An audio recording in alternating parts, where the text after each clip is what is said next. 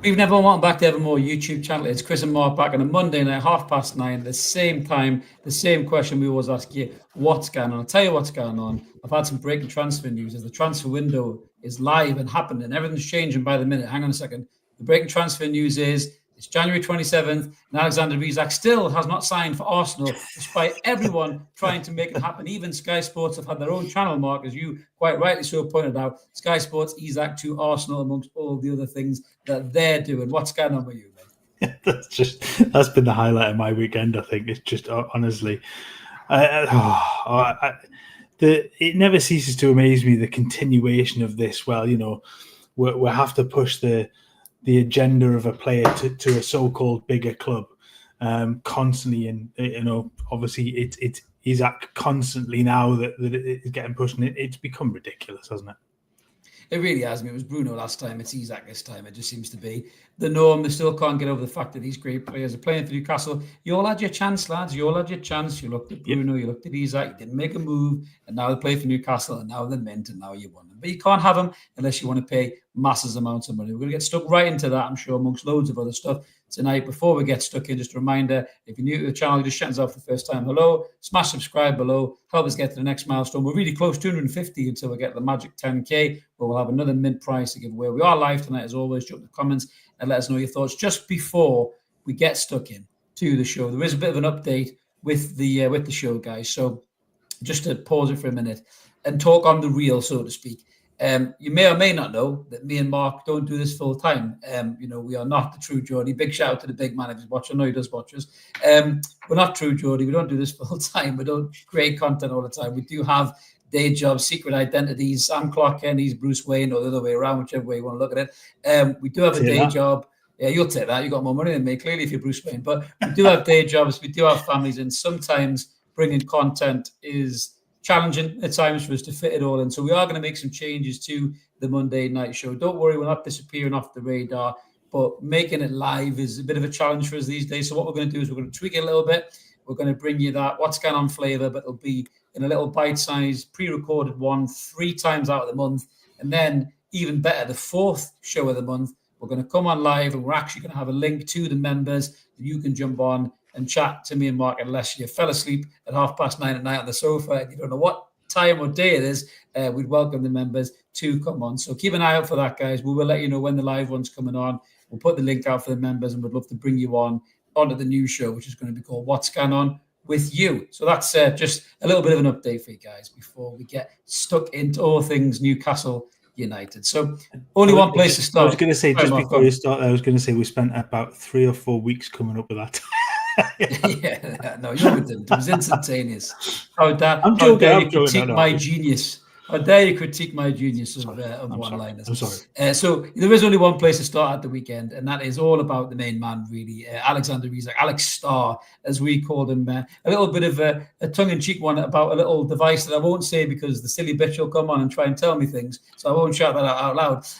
So apologies if I've just set anybody else off. But obviously, the weekend in particular, Mark, it was a funny game, really. It wasn't dominating at the start. We started well, then we went down to a goal. Heads kind of dropped. But in moments like that, big players grab games by the scruff of the neck. And the main man did it, didn't he? He just turned up, and then Southampton just couldn't deal with him, really, could they? As he's done to an awful lot of teams. It's that extra bit of quality that he has that just unlocks the door, and the little movement for the penalty, which Efenikoku was a penalty. I don't know what planet you've lived on watching that, but defender makes no contact with the ball, takes out Isak, it's a penalty, and the second goal was just sublime. I'm going to start with Murphy. The ball from Murphy was excellent, perfectly, pinged into his foot. But that first touch was, just Alexander Isak all over. The first touch to put it out in front of the defender, give him that space to move on to, and then the finish was just exceptional again. And look, he's absolutely got all of that in his locker and more. And the consistency now, I think we're seeing Isak perform, put those performances in, He's just been exceptional. I'll take some credit because I took the captaincy off him for fantasy football this weekend. So last weekend was my fault because I gave him the captaincy. This weekend I took it off him, so I'm taking credit for it again. Well, that normally is the death knell, really, Mark, for someone to have a great performance is when you mess up your FPL. We have a new member. Trevor has finally hit that button and become a member, which is brilliant, Trevor. So thank you very much, mate. We've had you in the comments for a long time, mate, so it's good to see you as a member. The Bearded Toon fan saying, hi, Chris, have to sign someone, surely. I just think it could come back and bite us in the arse. We'll get into that in a minute, Bearded, absolutely, mate, but I totally agree with what you're saying there, mate, absolutely. Yeah, I mean, for me, obviously, the performance, I think it was just, again, the quality shone through, I think, in particular, Isak, but Tonali as well was absolutely magnificent. You know, I gave Isak man of the match. I had to really 2 goals, and is that little chest shoulder flick in the lead up to Tonali's brilliant goal, which is one of the best goals I think I've seen us score in a long time. But when you've got players that good on the pitch, it doesn't matter if Bruno has an off day. I don't think Bruno was great. He got taken off. He was a bit huffy about it. Apparently, he'd been struggling with illness a bit during the week. Didn't want to come off. I don't think Joe Linton was great either. He was kind of a bit all over the place. Some people say he was maybe a little bit lucky to not get a card. I think that was a bit harsh because he was shoved from behind and he was off balance. He didn't really do it on purpose. I think fans need to really calm down a bit more on that in a second. Fucking hell. But I think in the game itself, the goal kind of, I wouldn't say it rocked Newcastle. It just kind of, we almost just had a little moment to get our shit together. And I think when we did, Southampton just didn't have any answers because they're not a good side. They were missing their best player in Tyler Dibbling. And I think once they knew Newcastle got a hold of that game, they probably knew it was only going to go one way. But credit to Southampton, they did try, they dug in, they scored a goal at the end, which will come on in a second, some defensive lapses really. But I never felt for 1 second that we were really in trouble that game. I always felt that we would come back and we would do the business. But I think that's Alexander Isak's 17th goal this season. So he's only, I think Haaland got another one at the weekend, didn't he? I don't know, did Salah score at the weekend? Maybe he did. Salah got one, yeah. Salah got one. Is Salah on 19 goals now? I believe 18. He might be. You check the goal scoring chart. Interestingly, I did skip a Salah in the fantasy league in against Ipswich where they get a hatful. He only scores one. So there you go. Don't follow my fantasy advice ever. No. Never listen to Mark's. Never listen to Mark's. Anybody. Salah has 19. Haaland has 18. Isak has 17. So there you go. But it's brilliant race for the Golden Boot. I'd love nothing more than Isak to pip those two to get the Golden Boot. Imagine what they'd be saying about him then. Oh my word, honestly. Christopher said a professional performance from the lads. I would totally agree with that, Christopher. Not a brilliant display, but far better than the shambles. I think that's the big thing. If you want to be a Champions League side and you want to be a side that pushes for titles, Mark, you have to have those games where you're not brilliant, but you're just professional and you get the job done, aren't you? You absolutely do. It's those.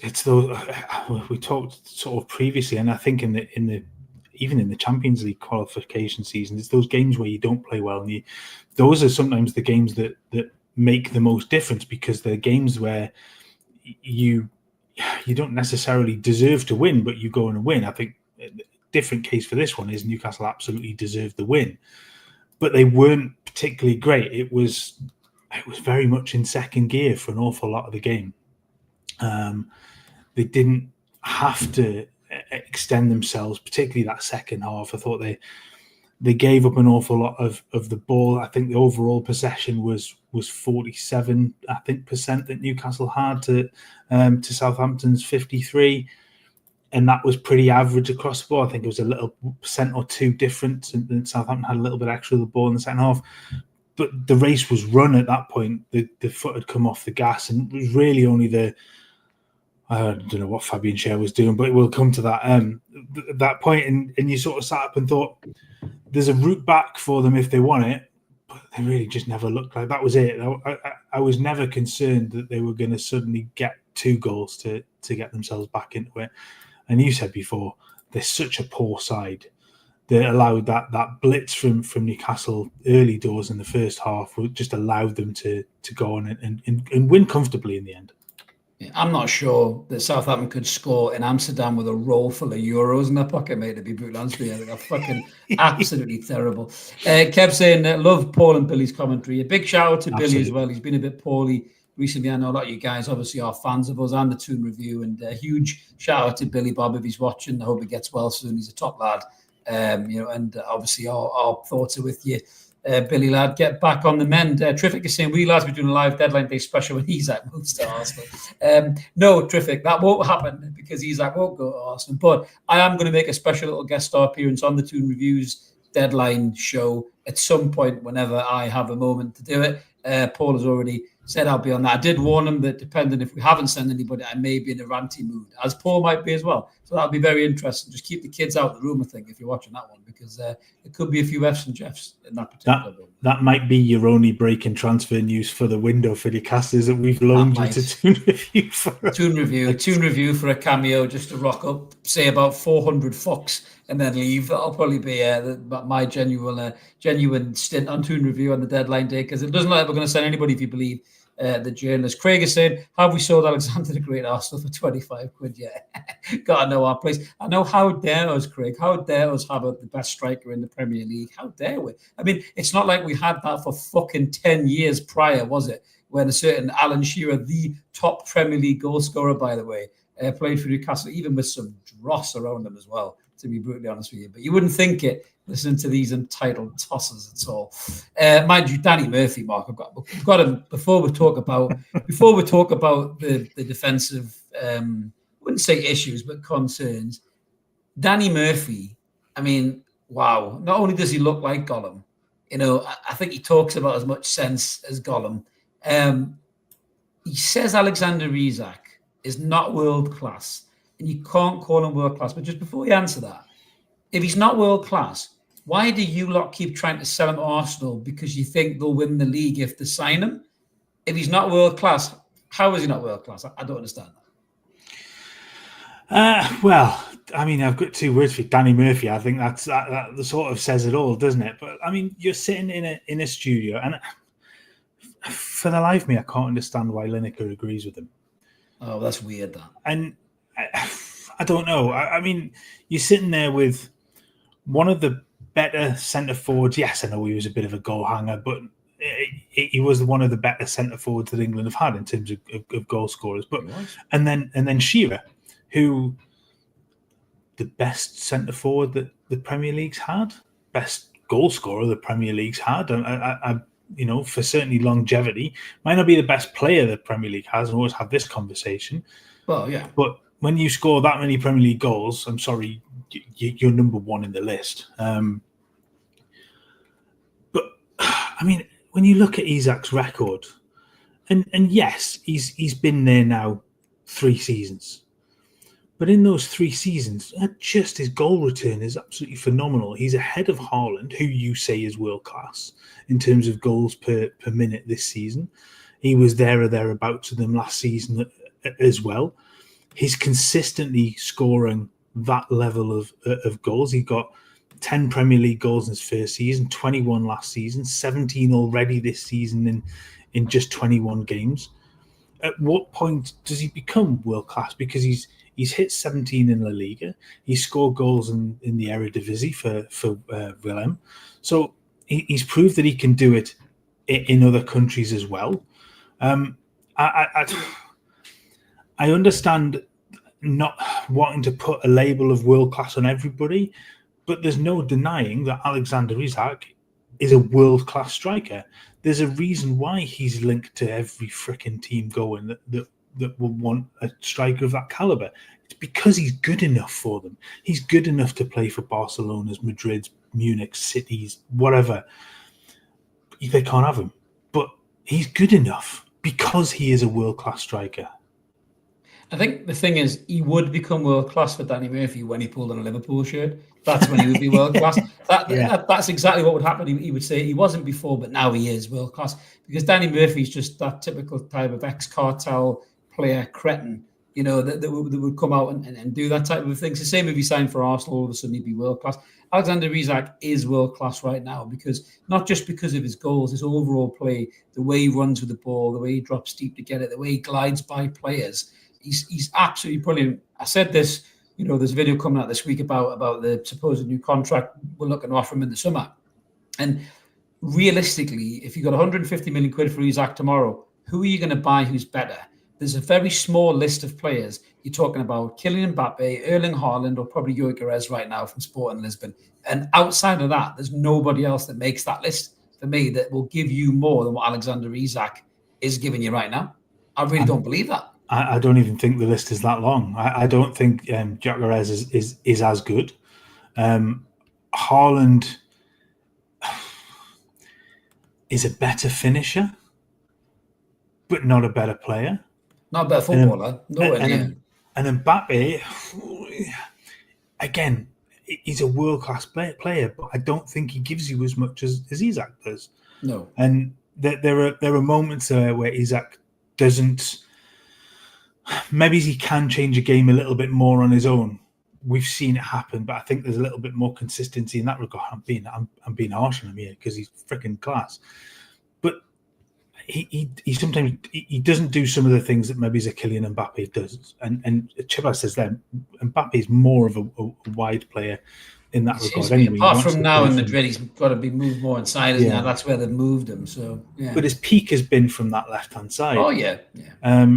But I don't think I don't pick anybody above him in world football at the moment. I can't think of another centre forward I would rather have playing for me than Alexander Isak, because I just think he has been utterly sensational for 3 seasons so far. So yeah, I do like Williams' comment. Honestly, I don't need validation regarding Isak from someone who's a world-class douche. Absolutely, mate. Very well said about Danny Murphy. What an absolute waste of fucking space he is. But yeah, I mean, for me, I just think that we haven't had a player this threatening and probably a player this revered and admired by other clubs since Alan Shearer. It's weird.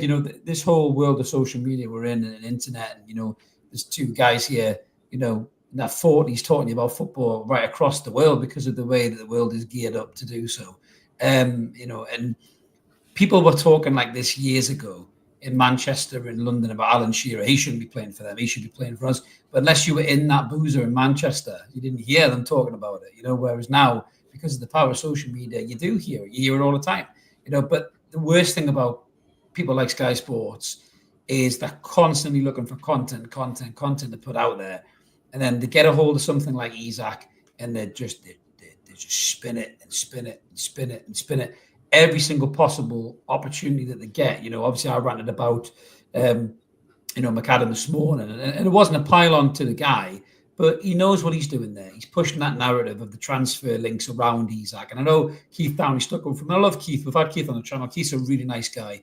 If you ever bump into Keith Downey, he's always got time for Newcastle fans. He's a top bloke, but Keith was sticking up for his colleague, and I get that, because that's what you do. But if Keith pulled back a bit and looked at that, he would realise why Newcastle fans are getting pissed.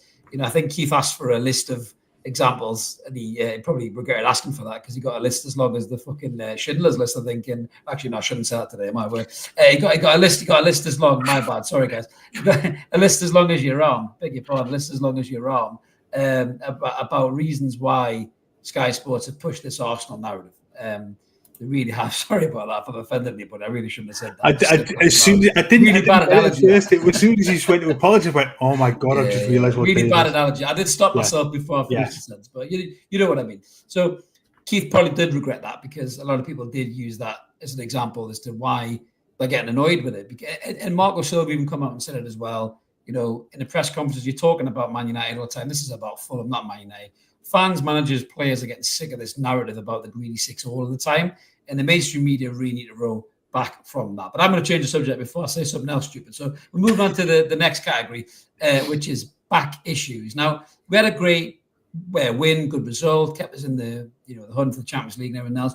But there was some concerns. I mean, obviously, Sven Botman was dropped, Mark, and Schär came in. And Fabian Schär, you got to give him credit. He still hits that crossfield pass for the goal that Tonali scores. But the issue with Fabian Schär this season has been defensively. He's been suspect. I think he's been very hesitant. Positionally, he's been caught out a lot. And I always say that going to the Euros, I think, set Schär back a bit. And I think we're really seeing that now. We talked about that right-hand side centre-half that was a priority in the summer. Well, obviously, we didn't sign Mark Way. It doesn't look like we're going to sign anybody this transfer window either. People are talking about it being addressed in the summer. I mean, Botman is very good at doing both of the things, defensively and with the ball. Dan Burn is great defensively, but not great with the ball. This issue now at the back, now they're all fit, is a bit of a quandary. Who would you start out of the three of them, in terms of the back two? I mean, it's difficult because my immediate thought was to revert back to Schär and Botman, because I think that was the stable back two. But Burn he's been very good this season. He's been one of the standouts. He's had a couple of iffy moments, but overall he's been a standout for this season. He's been very, very good. Fabian Schär has had a number of moments this season where he's been off colour, and I thought he wasn't particularly good at the weekend. That way he leaves. I was trying to work out whether we'd got a shout. I didn't know whether the Southampton player had given a shout as if it was like one of his own players, because he looked like he got a shout for something and leaned out the way to let the ball through. But you've got to be more decisive. You have to do that. And one of the things that always concerns me, not Fabian Schär's head injuries, which is, I mean, that's always a worry for him, because at some point one of those is actually going to properly hurt him. But it's the number of duels that he wins in the air. He just doesn't. I mean, he was 0 out of 3 again this weekend. I think he sits in the low percentiles across centre backs across the top 5 European leagues. He doesn't give you that commanding defensive presence in there that perhaps a Botman playing that side will do. His ability of the ball at times is very good. You pick the cross, the pass he hit in that Tonali ball, but that ball went straight to a Southampton player, which was Tonali that won it back. To be fair, so I mean to give Tonali unbelievable credit. I mean the way that Tonali reads that moment is just. I mean, I could watch that again and again and again, because as he heads the ball and he's in midair, he's already sprinting in midair. So when he hits the deck, he's after 2 steps, he's already ahead of the other midfielder that's another 2 yards ahead of him into space. It's phenomenal bit of play from him. But for Schär, I think we're starting to see a decline from him. We're starting to see him start to head in the wrong direction. It is a key part of the squad that needs addressing, because there isn't cover.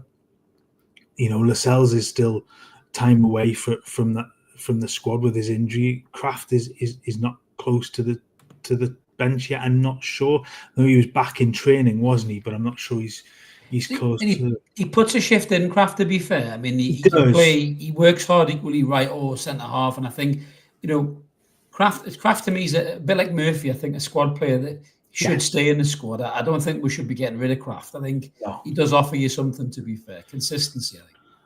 I agree there. And sometimes those squad players are invaluable. You see with the number of injuries that have affected teams. I mean, you've only got to look at the injury crisis they've had at Spurs and the injury crisis that Bournemouth have had, as well as they've done, and go back to the injury issues from last season.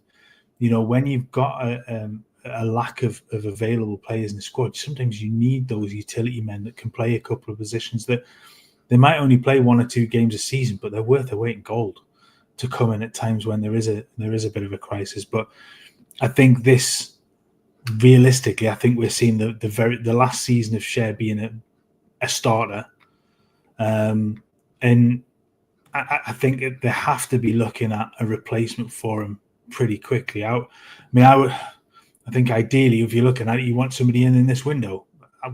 It's not going to happen. and maybe the moves are going back into clearing headroom for the summer, which, especially if the Kelly one would scare me with another centre back out, but that I can't see that happening unless the bid is good enough, if there is one. But I just think we've seen Cher on the decline. He's not the player of 18 months ago, and there are a few too many of those wonky moments from him. Well, there's my analysis word of the day, wonky, that have started to creep in, and it will cost, and it will cost points. And as good as he's been, there has to be an improvement in that position. Absolutely. You don't get wonky on Sky Sports, guys. You don't get that at all. That's the kind of quality you get right here. To be fair, a few shout outs in the comments, and they're right. For £3.5 million, he's one of the most value for money signings that any club has ever made, and he'll always go down, as that as well. But I do agree. I think he's 30 odd as well. Players do start to dip at 30 odd. The Premier League's only getting quicker. Centre forwards are getting quicker. Wingers are tucking inside, and you have to be, if you're not fast as a player, you have to be fast of mind to pick your right positional sense up. And he has got caught a bit. I think the way he plays the game, he uses the ball so well when he used to bring that ball out of defence and run with it. But players are scouting him as well now. They press him, they put pressure on him when he comes out like that. They get in front of his crossfield passes to block it off. They drop deep and put their good headers on the ball. They try and get it back like you saw with the Southampton header back. Obviously, Tonali wins it back and keeps it going, really. But I think that position is a massive priority for us right now. I mean, will they keep Lascelles after the summer? I'm not sure. I think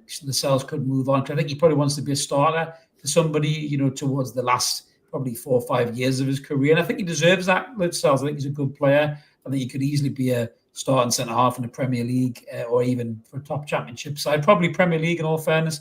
You look at teams like West Ham, Everton, those kind of sides who I would probably say are mid-table Premier League teams. Now I think Lascelles could do a great job for those types of teams and be a really good leader, which is something both them sides probably lack, in all fairness. But Newcastle definitely do need to get out to the market in the summer and definitely bring in some new faces, which is a lovely segue to transfer talk. That's how we do it. But this transfer window does not look like there's many coming in. Now there is somebody going out, and this is a player. Depending on where you sit on the fence, you'll either be happy or you'll be crying into your I Love Miggy cup, thinking about all the goals he scored, the 30 goals over 223 appearances and the 12 assists over 223 appearances. That's an assist every 18 and a half games, by the way. I should have written it on, shouldn't I? Should have wrote I Love Miggy on that cup. Now listen, it sounds like I'm being a bit facetious because I am. That's what I do. But Miggy Almiron has had great moments for this football club. There's no doubt about it. But he signed for us at a time when we weren't very good. He came in, he had pace, he was exciting. It took him a while to get going. He then transitioned under Rafa and looked quite good under Rafa. He's hard working. He's always been hard working, but you got to give him that. Under Bruce again, hard working. And under Eddie, the most purple patch of his entire career. I mean, realistically, if this club was any good at selling players at their market value, they should have sold them then and probably got double the amount of money. But he's going back to Atlanta. He's actually played a blinder at all fairness, Mark. He's in his 30s, Miggy. He's got a 4-year contract. We've managed to get £8 million plus £3 million in add-ons for a kid that we've had for over 200 games. He's only scored 30 goals. For reference point, by the way, everybody, he scored 22 goals in 70 appearances and got 21 assists for Atlanta in the MLS. So that shows you the difference in quality from the MLS to the Premier League as well, I suppose. But we've managed to get an all right bit of money here for a player who's been on the downturn for a long time. Regardless of how happy he seems and how smiley he is, he's not really done it on the pitch. Missing from 1 yard against AC Milan. I'm sorry, Miggy, I'll never forgive you for that. Great tackle by Tomori, but you made his mind up for him. Signed Tomori, fuck me. But going back to Miggy, he will go down as a hard-working player, Mark, but not a very good player, in my opinion. Not a great player. Some of them have kept a hold too long, in my opinion. But I'm glad for two reasons we've sold him. One, because I don't think he's good enough anymore. And two, so that little cretinous wet wipe, what is he called? Rob Rojas on fucking social media fucks off and stops talking to Newcastle fans, because what a pain in the nuts that kid has been since Miggy Almiron signed this Paraguayan fucking reporter guy or whatever. He seems to have some kind of job at ESPN now. I mean, that doesn't tell you how fucking shit mainstream media is. I don't know what it is, but what's your thoughts on Miggy leaving, and obviously the noise that there isn't going to be a replacement? We'll unpack that in a minute. But Miggy first, what's your thoughts on Miggy going? It's hard to be It's hard to be too hard on him, because he does graft, and I'll not mention his name, and no one knows. Well, I was going to say no one knows where I work anyway, so it wouldn't really matter. But one of the lads I was talking to at work went, "He's got, you've got to love his smile." That's great. But how many goals does that get you? How many assists does that get you? How many points does that win you? It's not really fucking Miss World pageant, though, is it? He's not going to get pointed his fucking smile, is he? You know what I mean? He can come out and do a poetry reading or a dramatic, scene from something, or God help us, the swimsuit competition. But look, he's a grafter, and this is, I think that was the basis of the start of the changes for Newcastle under Eddie Howe. It needed grafters in that first season half, because there was an awful lot of work to put in. But there is a lack of quality there, and was 12, 13 assists in 223 games is awful from a right winger. It's when your job is to provide the ball, and when you consider the strikers he's had to play with in that period of time that he's played an awful lot of those minutes with Callum Wilson and an awful lot of those minutes with Alexander Isak, and he's produced nothing for them, really. Just for reference as well, Kieran Trippier, who's a right back, in 108 appearances for Newcastle, has 21 assists, just to give you a little bit of context there in terms of how many assists Almiron has actually gave you over the last how many years. In what, just over a season and a half, Murphy has 14 assists in the Premier League alone. There you go. So, look, if we're going to go on purely output, then it's the right move. It does worry that there isn't a replacement. I know that, I think, was it Craig Hope that had talked? I know, I saw that. He's finally got over the line here, and old Hamza Chowdhury. Thank God we haven't signed him. But I think Luke Edwards said as well, Mark, that there's no replacements coming in. Yeah. Yeah, but I think Craig Hope was talking about the fact that it'd been mentioned to him that this is a deal that helps with PSR and helps make sure that they adhere to those rules. And I get it. I mean, I still fucking hate it, but if you have to make those moves now to clear headroom so that you've got the money to spend in the summer, that, again, it sort of makes sense. What does worry me, that it only takes a couple of injuries, and then that becomes a huge problem. And like I said before, if you watch Miggy walk out the door, and you were to, as the example, if you were to watch Lloyd Kelly walk out the door as well, as poor as he has been this season. Oh, Jesus Katie Price definitely owes Chip as a talent. There's no doubt about that. Oh, dear. He loves a bit of Katie Price passion.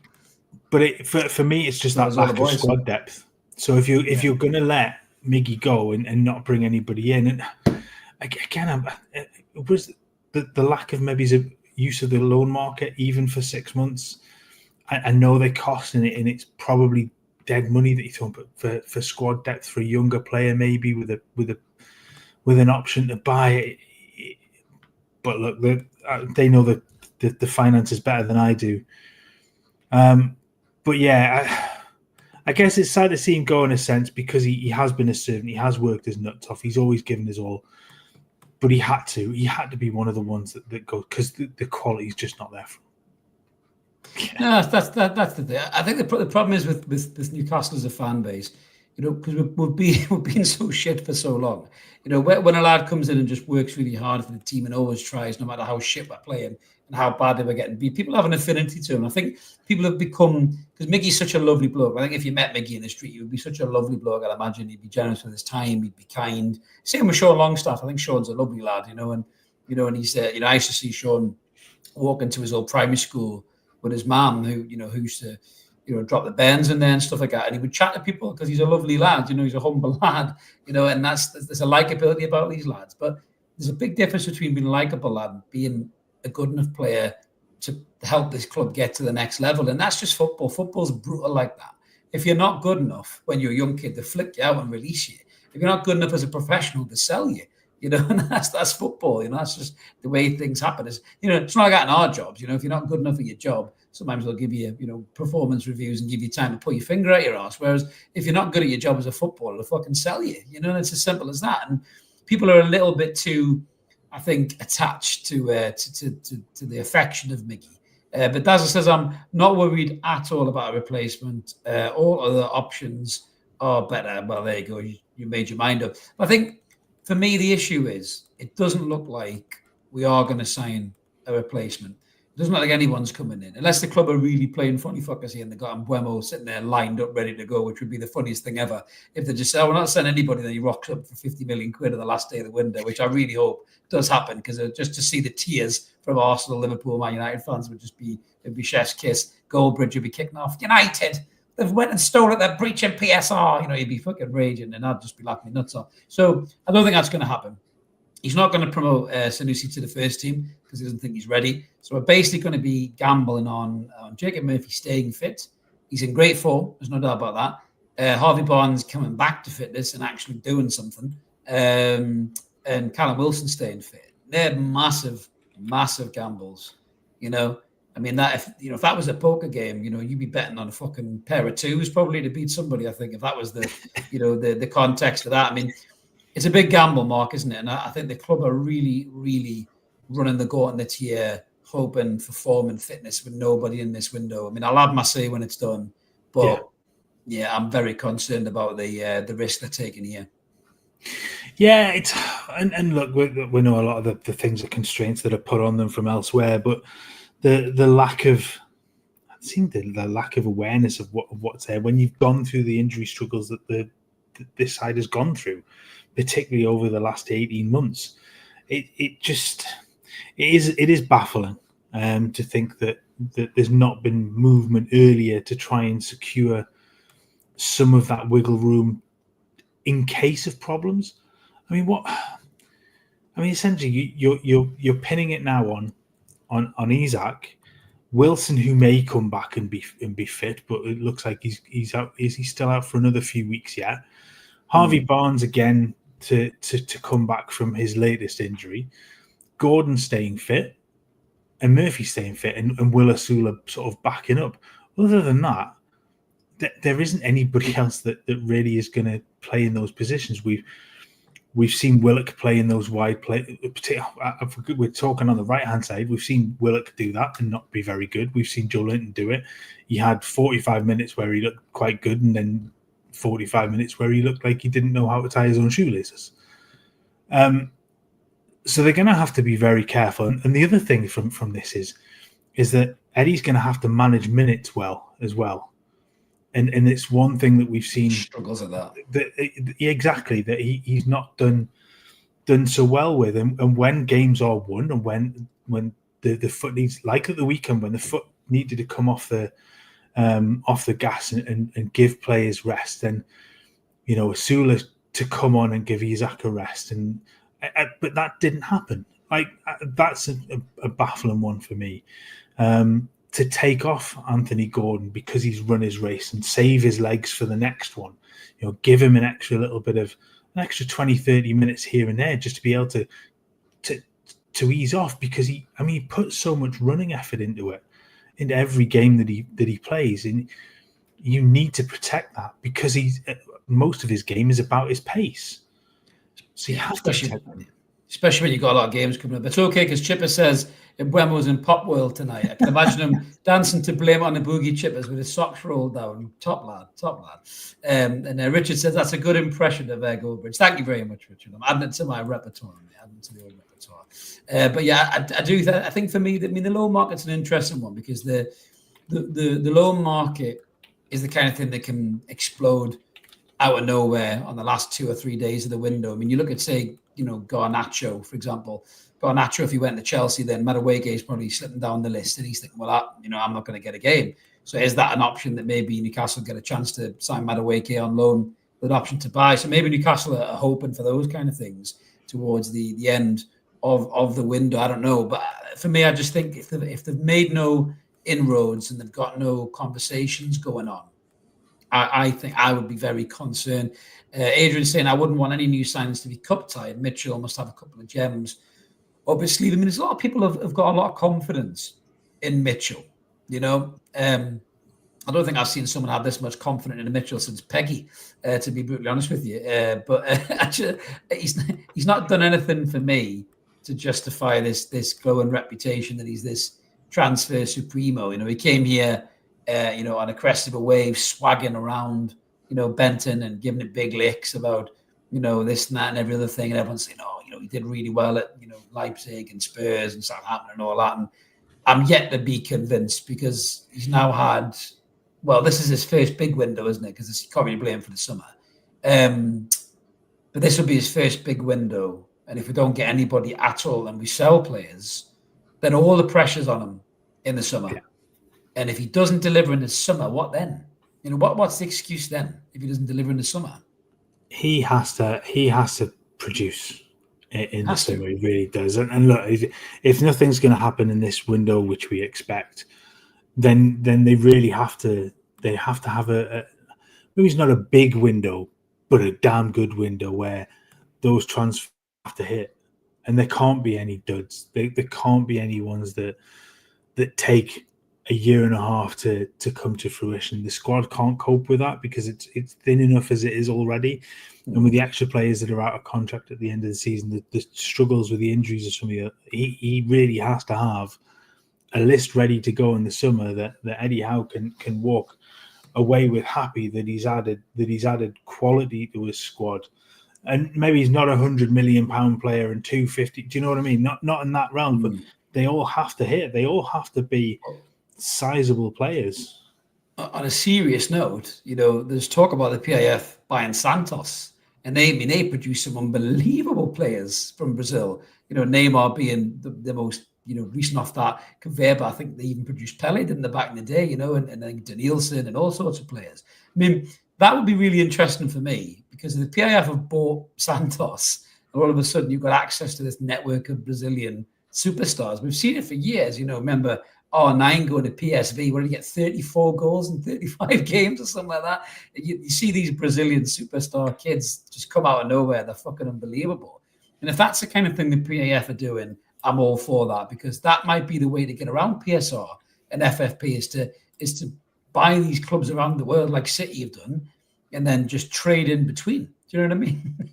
Dean says we can get Josh Windass on loan. That's a player. Yeah, absolutely, Josh. Well said, mate. Well said. But it'd be interesting because that whole rule about you cannot trade between clubs, Chelsea have pissed all over that anyway. So Premier League can't enforce that. City have just done it with New York. So City have done it with New York City or doing it with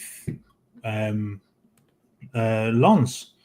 Who's the kid that they've just has now been bought into the City group that's just gone from Valladolid to Lens and will be part of the City group, so expect him to be at Manchester City within a couple of years. Oh, is that Jonathan Barr? Is that the one we were looking at? Barr. Yeah, Robert says it was Barr. Barr, that's the one. Exactly right. So look, it's the way the world is going. And Leipzig and Salzburg have been at it with the Red Bull group, where players have gone from Salzburg to Leipzig and then on from there. And it's how they feed and filter in those players. If Newcastle can tap into that market, especially in South America, where there are some gems, and the contracts are generally good for European clubs because they tend to have a lower release clause to come to Europe than they do for their own clubs.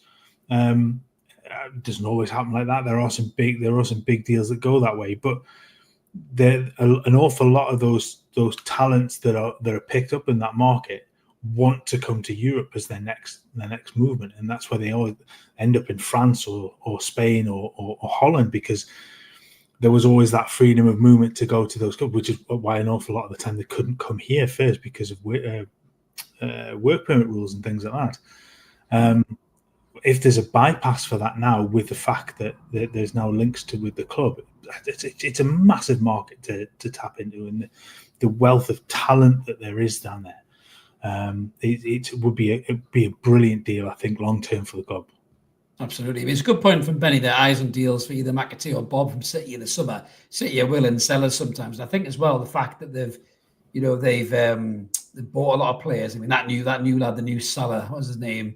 Who played the weekend. Yeah, he looks a good player. I know we were supposedly linked, and what a good player he looks, by the way. He'd have been great for us on that right-hand side. But yeah, I mean, City will have to sell. There is no doubt about it, Benny. You know what I mean? There is no doubt about it. Dean's saying, do you think PSR's ruining our league? Yes, Dean, I do. The windows used to be exciting. We had Nout when we had Nout, but now there is no one other than City able to spend. But it's interesting, this City one, because I think, I've heard this before, and I agree with it. The fact that City are spending, I think, tells me they know they're getting off from this case. They know they're not getting punished for this case. And I think that's potentially why they're spending again, because, and Haaland signed a new deal. Why would Haaland sign a new deal if they were going to get docked loads of points? I did wonder that. I wonder whether they might get a transfer ban, and they're doing those deals now to get more. Possibly, maybe that'll be the case. You might be right. Actually, it's a good show. Yeah, they may get a heavy fine and a transfer, a window or two transfer ban. So getting those two in now covers them a little bit. I think the Haaland deal was one of those. I think it's probably always going to happen. I think it was a little bit of a fuck you to the rest of the league and to the Premier League for what's going on, but they will want to tie him down for as long as humanly possible because he's just so bloody valuable. They want to sell Grealish before that transfer ban kicks in. Then they can't get rid of him. But they're gonna. I think they will. They're always willing to look, allow players, particularly fringe players, to move on. And that's what we're not good at. We're not good at that. And Eddie needs to get better at that. He has to get better at that. He does. I think a lot of that will come when the development of the youth side and the reserve side and things like that. Once that is built up a little bit more, it's easier to do that. It's easy to sell I guess it's easy to sell a Palmer for 40 million or a Douglas Luiz for 20 million do you know what I mean? Those players of those ilk to other Premier League clubs, when you've got 3 or 4 players ahead of them in the pecking order. Newcastle don't quite have that. What Newcastle, I think, have to do is a little bit out of the Alex Ferguson thing in terms of the ruthlessness. When players have reached their end of their peak, is being able to go, you're no longer useful to me. It's now time for us to cash in, get as much as humanly possible for you, so we can go and build for the future. Fergie was great at being able to just take a player, use them for what he needed, and then go, yep, you're done. Well, I think that's what they've done with Walker as well, isn't it? But Craig saying that City need midfielders, not defenders. It's interesting because do you think City might move for another big player this window? Maybe someone like Bruno Guimaraes. Do you think, not to turn to Sky Sports, do you think they might go for Bruno maybe in this window, test the water? We need money. Maybe, but I think the amount that they've spent already might put the kibosh on that. Probably because we want about 80 million quid for Bruno, don't we? Really? Minimum. I think with a release clause of what it is, I don't think they will try and bring that down. But Newcastle quite happily stick to the guns on that and not take anything less, and they have to go elsewhere.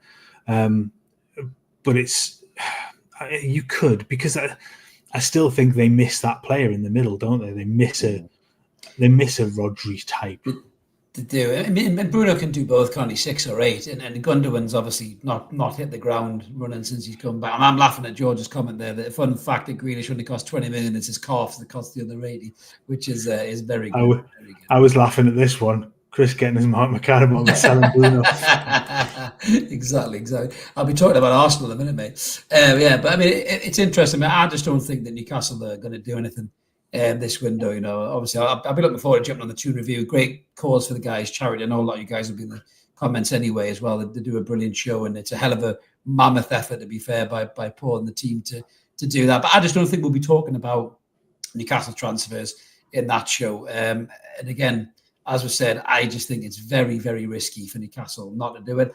I don't think Barnes and Wilson find form and fitness when they come back. If they could, they're both excellent players.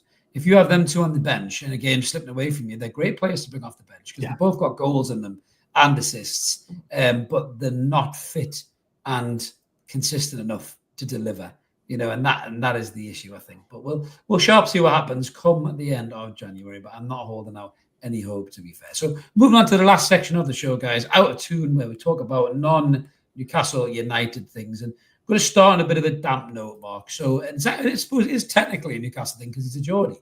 So we all saw the decision by Michael Oliver at the weekend to send Lewis Skelly off for Arsenal. Now, whatever you think about it, I've seen them given. I thought it was a bit harsh. I didn't think it was that malicious. To me, it wasn't really a red straight away. I mean, I suppose one of the weird ones you can call it orange, but I hate that idea of a weird card like that. But what has happened in the aftermath of it, and sadly is indicative for a large majority of that spoiled, arrogant, twatful fan base that is Arsenal Football Club.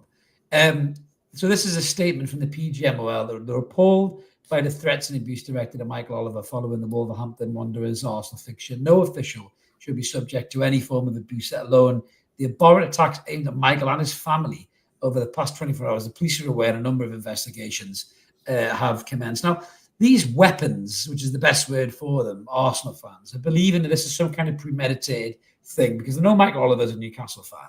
And they think he's sent Lewis Skelly off deliberately to impact the second leg of the cup. Now, let's just pause for breath a second, Arsenal fans, right? Even if your boy was playing, Anthony Gordon ran fucking rings around him in the first leg anyway. Couldn't get near him. So put that back into your mind before you start thinking of conspiracy theories. And he's not going to do that. He's a professional referee, you know? So that's two things. But the third thing is that's a human being, Mark. Don't abuse him and send death threats to his family. That's the side of modern day football.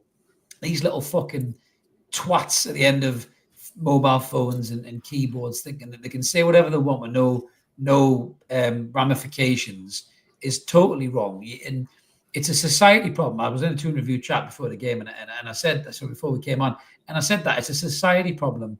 There is too many see you next Tuesday stealing air on this planet. You know, there's no respect, there's no appreciation. People don't consider situations like that. As Richard says, it's bullying. There is no doubt about it. It is bullying.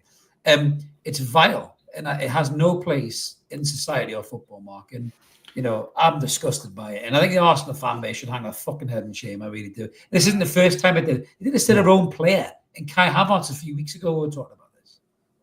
Yeah, and do you know what? It doesn't help when people with a big platform and a much bigger platform than we do 100%. Come out and play it down. Stoke the flames. Because I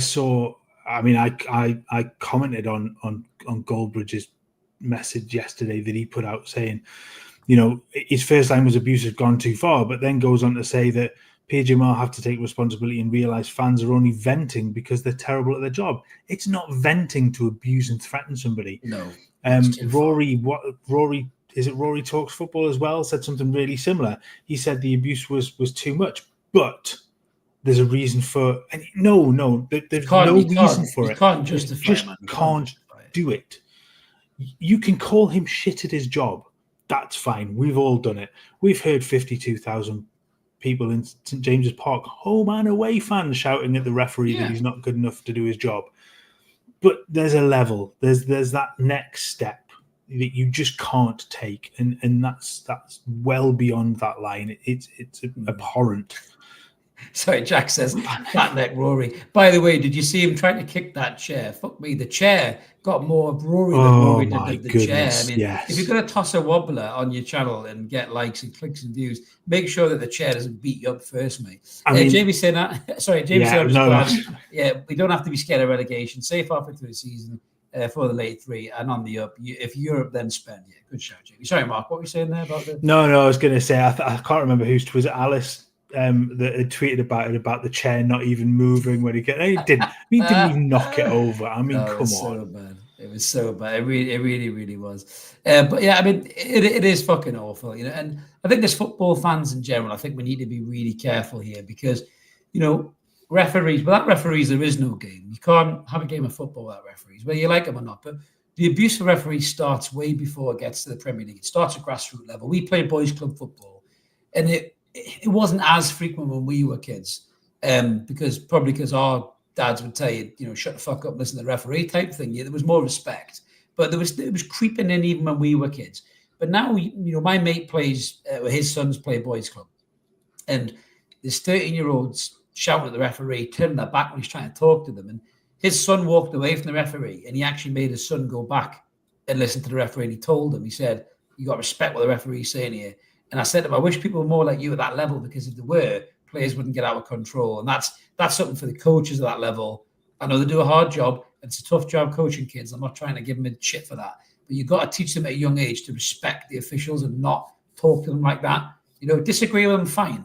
But don't talk to them like that. Rugby's got it right. Rugby's got it absolutely right. But football is a disgrace. And those players, that when they act the way they do and they surround the referee and scream in their face, and Man United were the worst culprits for it in the 90s, it's got worse and worse and worse. And the referees don't help themselves with making mistakes and not coming out and even owning up to a mistake. If you make a mistake, you fuck up, right? You say, listen, I fucked up. I'm sorry. My mistake. You know, people will accept that. Fine with that. You know, yeah, people will accept that. You know, if Howard Webb came out and said, look, we looked at it again and closer inspection, Michael's maybe been a bit rash there. We're going to rescind the red card or whatever it is, right? We'll turn it into a yellow. Arsenal would have been fine with it, you know, and there would have been no more conversations about it. But you're right, the whipping up of the storm from content creators and people like that as well. And we do a bit of it. We kick off about stuff as well. But there's a fine line between having an opinion and abusing someone. I said in the Sky Sports video this morning, I don't condone abuse for Mark McAdam. I don't. You know, I think he's been stupid saying that, but I don't condone him getting abused on social media either. But social media should be called anti-social media, because I was scratching my head earlier on thinking about a platform that I actually like. And, you know, I always think of social media like pubs. You would say it's full of wankers in here. I want to leave. And you'd walk out the door. But people are just want to stay there regardless how toxic and stinking it is. And something needs to get done. But when you've got the type of people who run it, you know, who were the nerds at high school that none of the girls talk to, who now happen to be the richest men on the planet, you know, they don't seem to have any fucking interest, you know, in doing anything about policing their platforms. But something has to give in terms of the respect. The talk about kicking racism out of football, which is a great thing to do. Maybe it's time to start talking about bringing respect back into football, Mark, at all levels. Yeah, I mean, they've tried a respect campaign previously, and it seems to do absolutely nothing. I mean, to give some of the coaches their credit, an awful lot of the shite that the kids see is not from that. It's from the parents on the sideline. How many times have you seen stories of parents abusing grassroots and lower league referee? It's shocking. The other thing about the referees is, and I know that they're going to trial, and they're going to do more with the announcing the decision and the reason for the decision to the crowd, and I like that idea because it gives them some responsibility in that point, not just to hide. And I think half the problem at the moment is they do this ref watch, they do this the thing on with Howard Webb, but all of those Premier League referees can hide behind Howard Webb. None of them have to come out and justify what they've done. None of them, you know, players, managers alike have to come. Thank you, William. But players, managers alike come out and will hands up, admit mistakes, and come out and just try and justify what they've done. But you see appalling decision after appalling decision, and none of the referees are interviewed. None of them are allowed to give those interviews and come out and say, well, this is the reason why I gave it. All it takes is, I mean, Arsenal fans will still kick off about it, but for an interview where you sit down with Michael Oliver and just give us your version. Why have you done it? And if you look at some of the stills, I can kind of see why he's done it, because there's a point in which Lewis Skelly's foot is up, his studs are out, and it looks like they rake the side of the foot. In real time, with the speed of it, he might have thought it was malicious, and that's why he's reached for the red. But if he says he's made a mistake, then make a mistake and resend it. Say it. And I don't mind that if you could just if you come out and go, look, hands up, in this moment, this is what I thought it was, with the benefit of hindsight. And I guess I know that's what VAR is supposed to be in the moment, but sometimes the way that VAR is looking at it is in terms of can we clearly identify there is a mistake with what the referee is done on the field, but we want the referee decision to be the final decision. If I'm VAR, I'm making them go and look at it again and say, look, we want you to have another look at it in every angle and whatever you've got. Go and have another look at it. If you stick with your decision, fine, we'll back you up.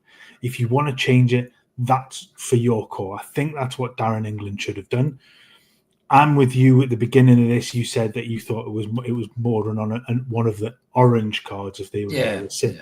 I would agree with that. I don't think it was. I can see why he's given it. I'm not so sure it's right, but I can live with it. If he believes that it was given for that reason, we can live with that. If that's, but they have to come out and tell us that that's what. Why is it not them that come out and just give us that information? The hideaway, don't I mean? And when you look at things like this from Michael Oliver, you can understand why the hideaway. But we can talk about this all night, because it is wrong.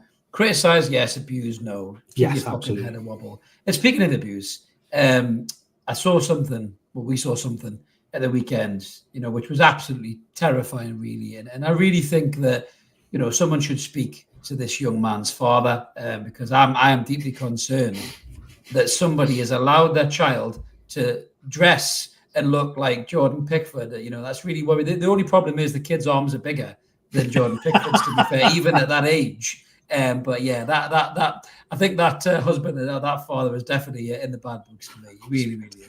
Wow, talk about a scary similarity there, mate. Oh, that poor kid. I mean, look, you want to idolize your favorite players if your favorite player is Jordan Pickford.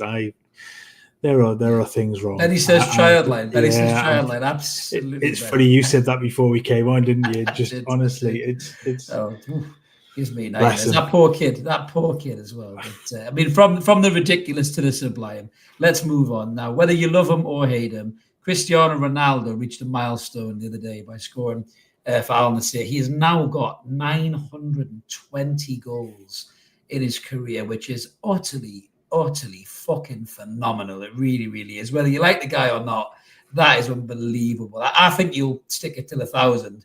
That was always the rumor, wasn't it, about Pele, that people didn't know how many goals he scored because they didn't have the goal records to kind of collect or anything like that. But yeah, I mean, I agree with Benny. Said he won't stop till he gets to 1,000, and I think he's talking about finishing his career at Sporting Lisbon, which I'd love him to do as well. I think for Ronaldo as well. I think to retire where it started and go back there is obviously the living legend that he is. I mean, what a footballer, man. Complete dick, but what a footballer. There's no doubt about that. An absolute machine, and he's worked so hard. I think Pele's record is unofficial, I believe, because nobody knows exactly, but he claimed that he'd scored something in the region of about 1,200 goals. Wow. So he's got some way to go. I think he counted like kick around with kids in the park and stuff like that as goals that he'd scored and stuff. So God, if that's the case, I'm sure I got 200 goals playing at the YMCA at Whitley Bay. I'm sure I've got 200 goals. I mean, I could count that many. Look, God love him. He was a phenomenal footballer. 1,200 goals in however many games he played. I'm not so sure about that, but that record of Ronaldo, I think is let down by the fact that he only scored 5 for Sporting. I know he was only a teenager while he was there. We'll give him some leeway. Give him some slack. He's a skinny winger, to be fair. I get that. I get the nice sort of the circle of that he goes back and he plays for them for one last season or something like that. Yeah. You know, they say, well, don't go back, but I quite like that. Well, Craig says Pele got 100 goals for his school team there, which is about right. And William says he got 1,000 on FIFA beginner level. Well done, William. Don't change the levels when the that was in one season as well. Yeah, say no. Don't change it. Don't change it at all. But yeah, I mean, a phenomenal record. It really is. I want him to get to 1,000 and then Messi beat it like in 20 games less and then retire just to piss him off, because that'd be quite funny. That, to be fair. But we're going back to some more funny stuff from the weekend now.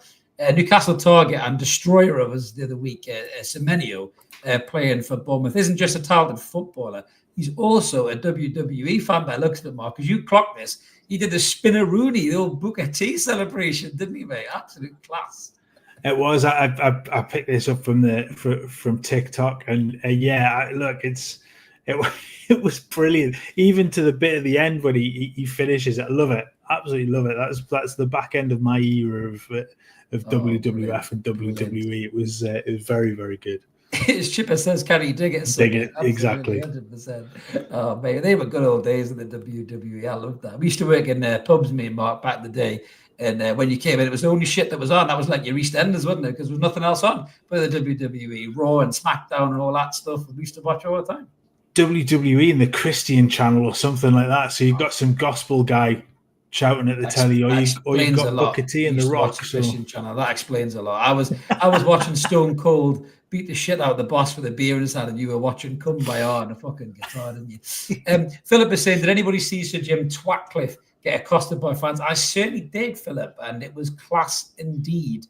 And what an arrogant bastard he is by saying, get your photo, lads. Get your photograph, lads. I mean, this guy is so far fucking detached from reality. It's beyond belief, isn't it? He's in a different stratosphere, this bloke. I mean, we won't get into the whole Man United Stadium thing for obvious reasons that me and Mark spoke about behind the scenes. We can't. But this guy is such an arrogant dickhead, isn't he? He really, really is. I mean, that whole thing about writing a fan saying, we need your help.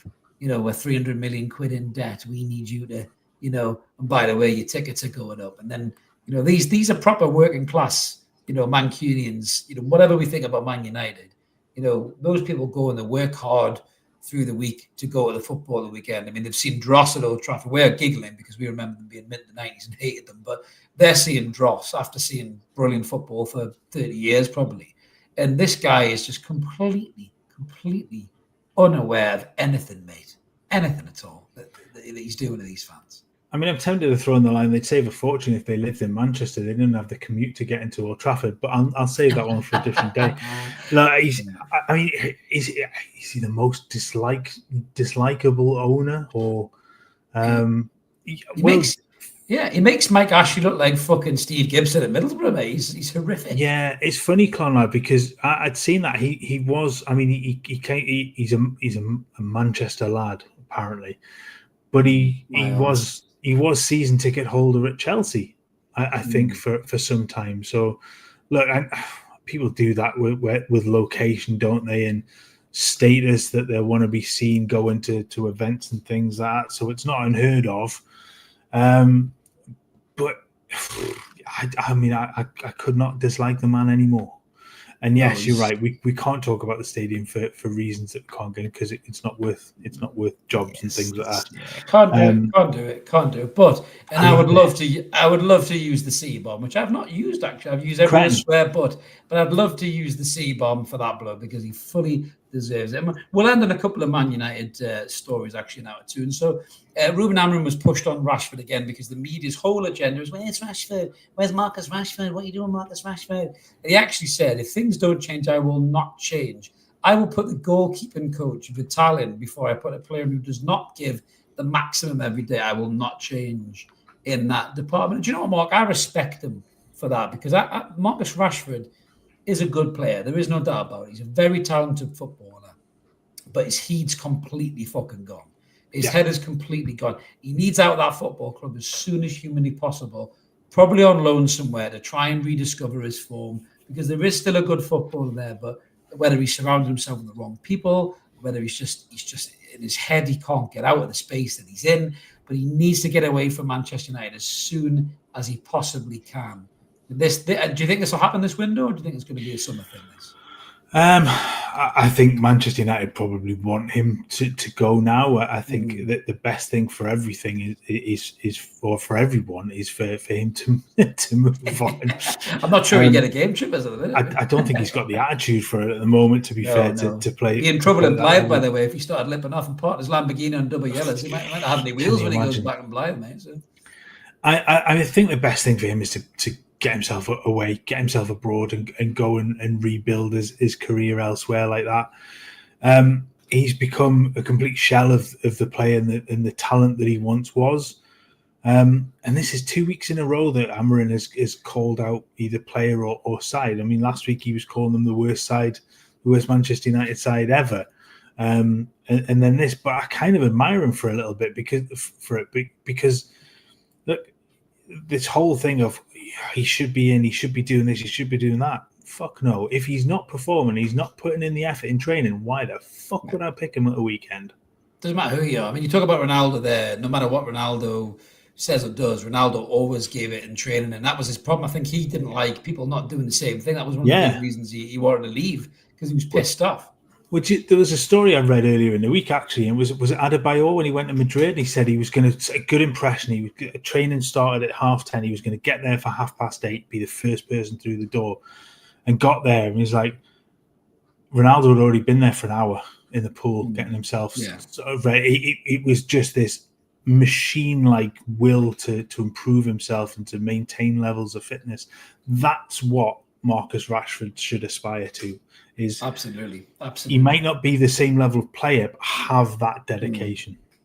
But it's weird enough because out of the two of them, and I won't name the other one, he's like fucking Voldemort, isn't he? But he was probably the better player, and obviously we all know what he did allegedly off the pitch, and that's why he's playing in France. But you know, for those two players to have gone the way that they've gone is mental for Manchester United, because you looked at them two a few years ago and you thought these two are going to be Man United and England stars for years to come. And it just goes to show you the wrong attitude can completely change everything in a footballer's life. And any young players right now, that's where you need to train them, up here. You know, it's not down on the pitch, it's up here. You need to teach them to be, you know, humble, to remember their roots. And, you know, the lookalikes of Louis Miley in our setup now, Louis Miley's getting all that press, all that noise around him. You know, he's gone off the summer. He's come back with a fucking new haircut and beefed out and all that stuff. You know, but he's got people like Dan Burn and Longstaff and those kind of guys around him going, just keep your feet on the ground, mate. You know, and young players need experienced heads like that around them to sort themselves out. And maybe that's where Manchester United have gone wrong. They went and bought all these Instagram players like Pogba and all these other rotten apples around these young lads. And then they all just got worse and worse gradually because of the characters around them. There wasn't Roy Keanes and Robsons and even, well, you know, Steve Bruce when he was a player. He was a better player than a manager. But they didn't have characters. Oh, brilliant. But they didn't have players like that around them. And that's why they've gone the route they've gone. And I think that is a big thing with young players. You have to have experienced pros around you. But speaking of experienced pro at Manchester United, you can have them around you, but maybe don't tackle like they do. Because this little shithouse, Martinez, who scored the winner against Fulham, so there was a lot of talk. I mean, obviously, Adama Traore, a player you've always liked, Mark, says he doesn't lift weights. My bollocks, does he not lift weights? You don't look like that without lifting weights, mate. Get in the fucking bin. But Martinez put another one of these horrible stampy tackles in on a player. Now, I know we're not going to give the referee shit, Mark, but that's a fucking red card, man. This little knob does this every fucking game. And then, you know, they'll all big him up like Goldbridge. Oh, he's a battler. He's a warrior. Oh, no, he's not. He's a dirty little wanker. I mean, I'd love Alan Shearer to have for 45 minutes against this little knob, because he would elbow him right in his big nose and put him on his arse and sort him out. But he's a fucking horrible little twat, isn't he? He really is. Yeah, I mean, like I say, that's the second time we've seen that tackle. He did it to Daichi. And what was the celebration? What was that celebration? You look like Jay from the In-Betweeners in a caravan giving it this. I don't know what he was doing. It was fucking abysmal, George. It was terrible. I mean, it's like they are the again, spawny, you could call them for that. I mean, the game was dreadful. It was absolutely dross. Incredibly unlikable on the really as a football team. Yeah, and look, he shouldn't be on the field. He shouldn't have been on the field when he did it against Palace. So he shouldn't be in a position to be able to score the winning goal. No. Again, I think Fulham have been badly let down by the officials there. You cannot challenge like that. And I don't care if he hasn't actually made contact. The intent of a dangerous challenge is there. And it doesn't take much. And I think there was contact with Kamara, Daichi Kamara at Palace when he did it the first time.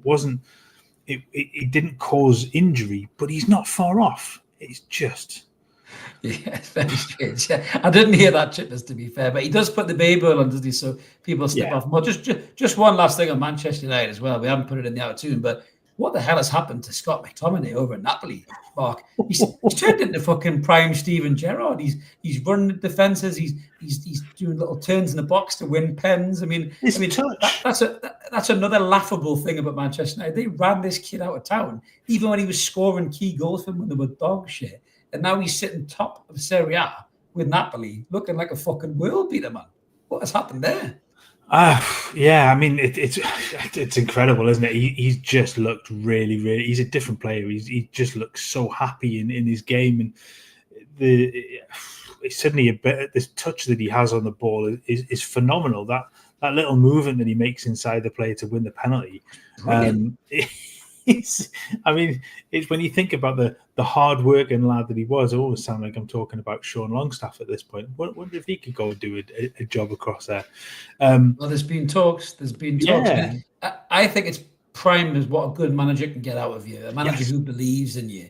And I think that's definitely what he does. A good point by Clonmar, Langer and Welbeck so for people. They're walking that Man United team right now. So that just shows you the monstrosity of the way they've mismanaged the club. But yeah, Christ, we're not talking about them. We talk about the real United, which is Newcastle United. That's what we talk about. But that's us pretty much done for this week, guys. Thank you so much for all the comments. It's really great. We really appreciate it. As I mentioned at the start, we are changing the dynamic a little bit on this. So we won't be doing a live show for another few weeks. We will jump on and do the What's Going On With You, where the link is there and you guys can come and join us in person. The totals on the screen, which would be great. Chippers, behave yourself. I'm only joking. Say what you want, mate. We don't give a fuck. But it'll be good. It'll be good to do that as well, guys. And we'll maybe bang up some pre-recorded What's Going On, kind of bite-sized editions on the Monday, just to kind of free up a little bit of the busy content schedule we have. We will be live, as always, on the post matches, so that won't change. So I'll be back for the Fulham game, but you'll have him there for the Arsenal game, because I will be at the Arsenal game thanks to a lovely, generous ticket from one of our viewers. Thank you so much for that, if you're watching. So I will be at the Arsenal game, so if you see me, say hello. And I won't be drinking, sadly. I'll be bringing the car, so I can't get pissed with you. But I will see you at the game nonetheless. I was going to say, just a shout at Deb, because that is a wonderful gesture for you. It was brilliant, Deb. Thank you so much. I'm looking forward to seeing lovely. Deb. If you are watching, thank you. Thank you for him. Which way are you? Yes, I'm going. Yeah. We're sending the handsome one on my screen. Yeah, we're sending a handsome one there. That's what we're doing. We're sending a handsome one first. He can stay behind the camera. He can start putting in some work for a change. I'm having the night off. Thanks. But yeah, exactly. But now it'll be great, and I'm sure I'll see some of you guys at the game as well. But that's all done. I was going to say, if anybody's got the Wi-Fi code at St James's Park, happy to send it through so we can get them live after the game. We're happy to do that. Yeah. I might hang around like our mates at Truth and get kicked out by the stewards when I'm sitting there doing something, but you never know. But yeah, no, I will not be doing that, William. That's the damn sure. I will not be doing that, mate. You can guarantee that. No one wants to see that. I am looking forward to going. Looking forward to going. It's been a while since I've been, because you can't get a ticket for love nor money at Newcastle these days. So I'm looking forward to going back, and it's going to be a massive game, and hopefully Newcastle will get the business done. But yes, we will be live post matches as always. Just What's Going On slightly changing as well. So thank you so much for everybody watching, guys. Have a belter morning, afternoon, night, wherever you are. Keep it evermore. We'll catch you in the next one. See you later. Take care, guys.